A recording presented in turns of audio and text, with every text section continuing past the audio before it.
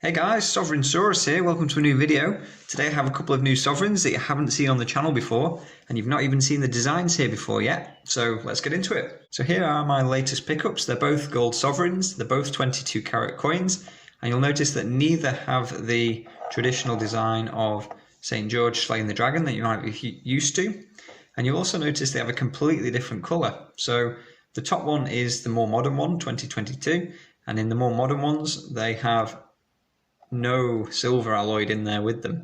It is just gold and copper. Whereas the older ones, they do have a tiny little bit of silver in there with the copper, obviously along with the gold. And that is what gives us these beautiful colour differences. And I would say the old sovereign is a much better colour, just that yellowy gold colour. It just looks like a gold coin should. We do have the 4/9 fine gold coins, and you'll see the royal arms here is a very similar design actually to those new sovereigns. So it is inspired by the royal arms obviously, and you see obviously the key features, the lion, the unicorn, shields and crowns and that kind of thing, and a bit of decoration. And they are prevalent through a lot of designs from the Royal Mint in the UK. And then on the bottom you obviously have the shield sovereign, which has inspired the more recent 2002 sovereigns that you can see here on the channel on some previous videos. So some of the reasons people prefer the older sovereigns is partly because the colour does, like I say, look more like gold, and you've got that history there, you know, where's it been for all this time?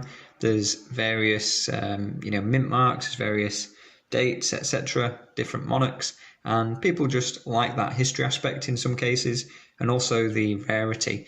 You know, gold sovereigns were mass produced and they were used in circulation, but a lot of them haven't survived this far. You know, they got damaged, or maybe they've been melted down or cashed in and maybe just being hoarded, ready to be discovered somewhere. Whereas the modern recent years, you know, they've not really got that history there. They're mass produced, you know, they're not particularly difficult to get. Some years are a bit more rare than others, but the other, real obvious difference is that colour. You know, it just doesn't look like a gold coin, it looks like a copper coin, which it could be an advantage depending on the situation. Yeah, the coppery looking one, it could just slide under the radar nice and easy, no one notices. Whereas if you've got these big shiny yellow coins, they do stand out a bit more. I think the reason why I like sovereigns so much is because there's so much variety, yet it's still the same coin. So the uniformity is what draws me to it. You know, it's easy to have tubes of them, you know, keep them all the same if you like, compared to having loads of random different bits and pieces. But you can still have so much variety in the designs, etc. So logistically, it's a lot easier to deal with if you have a lot of the same thing.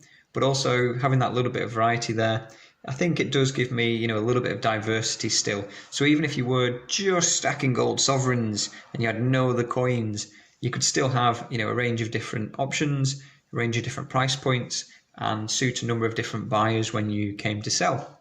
So another thing I like about sovereigns is you've got the different designs, but you've also got different sizes. So you've got something for everyone really. You have the 10th ounce here that you can see, which is comparable to the half sovereign. You also do have the quarter sovereign, but I've mentioned on another video before, I'd say that's more of a unique sort of collector thing, not something you'd want to really stack. And then you have the double sovereign, which is a similar kind of size to the half ounce gold coin.